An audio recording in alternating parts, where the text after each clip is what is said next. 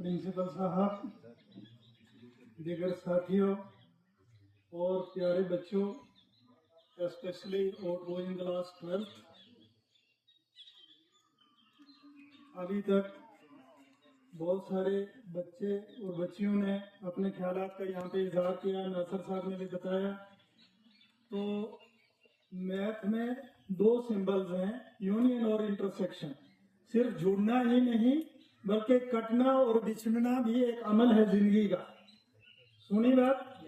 ठीक है, तो इसमें परेशान होने की कोई जरूरत नहीं है। तो अल्लाह ताला ने जो भी मतलब इस दुनिया में मखलूक पैदा किया है तो वो बेफायदा कोई नहीं है। हर किसी का मकसद है। स्कूल में आना कोई पर्पजलेस एक्टिविटी नहीं, इसका कुछ मकसद था, इसका कुछ टाइम फिक्स था जो कंप्लीट हुआ। और उसके बाद अब आपको जो है ये जाना है, एग्जाम में अपेयर होना है।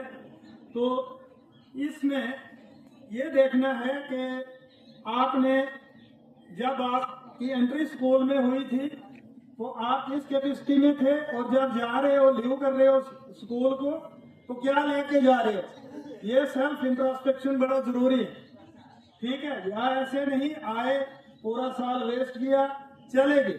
सारे बच्चे तो ऐसे नहीं, लेकिन आज को मलामत करने का दिन नहीं है।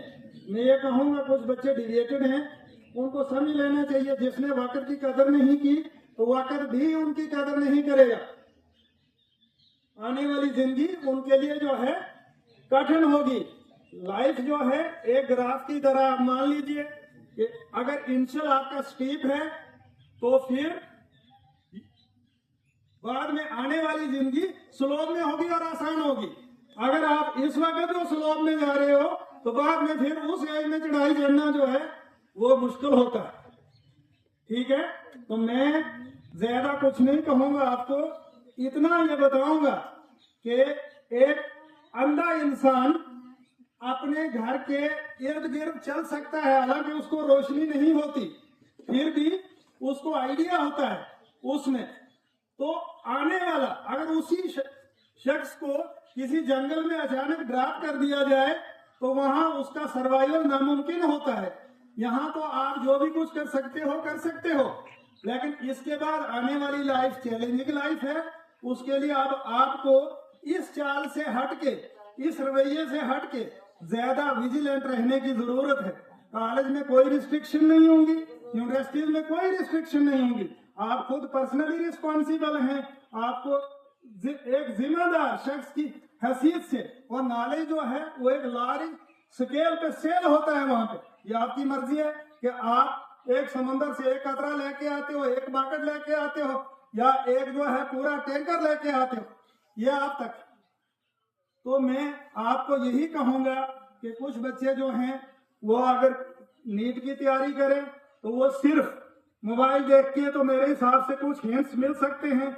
आप अपनी बुक्स को, स्पेशली एनसीईआरटी बुक्स को थारोली पढ़िएगा, उसके बाद मोबाइल की मदद लीजिए। इसमें भी अच्छे अच्छे टीचर हैं, तो आप कामयाब हो सकते हो। बदरवा में एक तरखान का बेटा था, वो उधर कहीं बलेसा में काम करता था, उसने मोबाइल से ही कोचिंग ली थी और सोरा में उसको सीट मिली।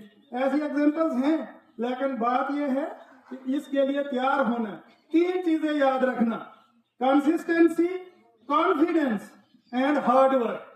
मुतवातर डटे रहिए और भरोसा रखिए अपने आप पे कि हमें कुछ करना है, और फिर मेहनत कीजिए तो इंशाल्लाह टारगेट जो है वो अचीव हो जाएगा। तो मैं ज्यादा आपका समय न लेते हुए, आपने जो ये फेयरवेल पार्टी का यहाँ पे इसको ऑर्गेनाइज किया है तो इसका शुक्रिया अदा करते हैं हम स्टाफ की तरफ से भी और मैं अपनी तरफ से भी।